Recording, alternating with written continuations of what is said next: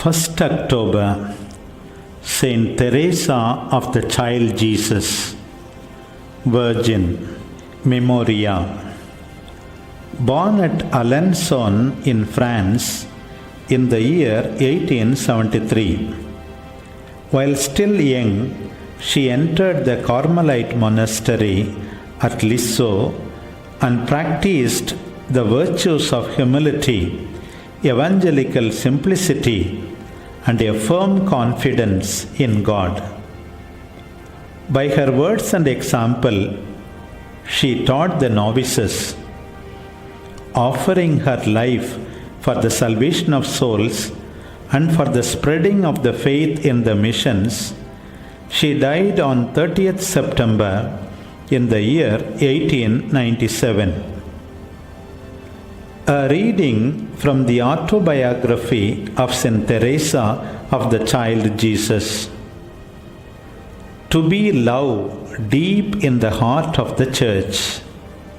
I was still being tormented by this question of unfulfilled longings for martyrdom, and it was a distraction in my prayer when I decided to consult St. Paul's epistles in the hope of getting an answer.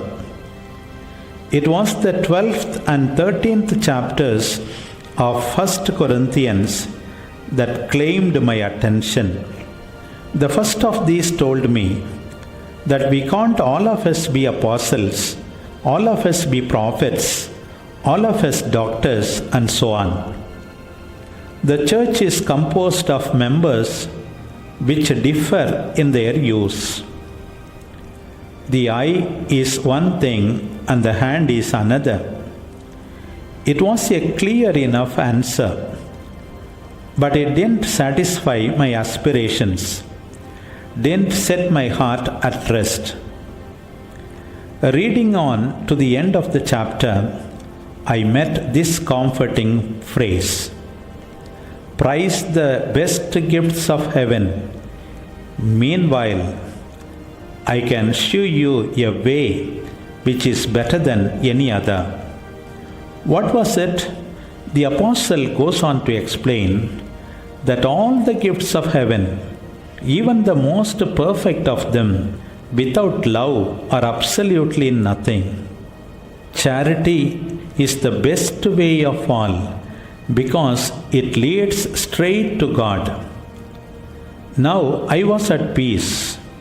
When St. Paul was talking about the different members of the mystical body, I couldn't recognize myself in any of them, or rather, I could recognize myself in all of them. But charity, that was the key to my vocation. If the church was a body composed of different members, it couldn't lack the noblest of all. It must have a heart, and a heart burning with love. And I realized that this love was the true motive force which enabled the other members of the church to act. If it ceased to function, the apostles would forget to preach the gospel. The martyrs would refuse to shed their blood.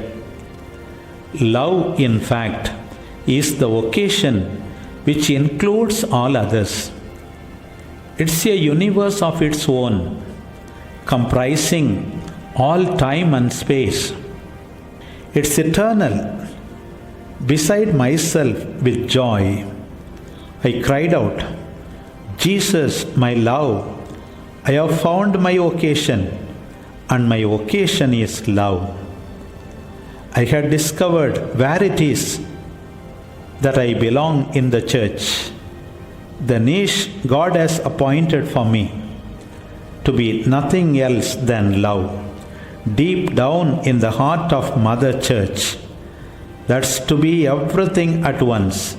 My dream wasn't a dream after all.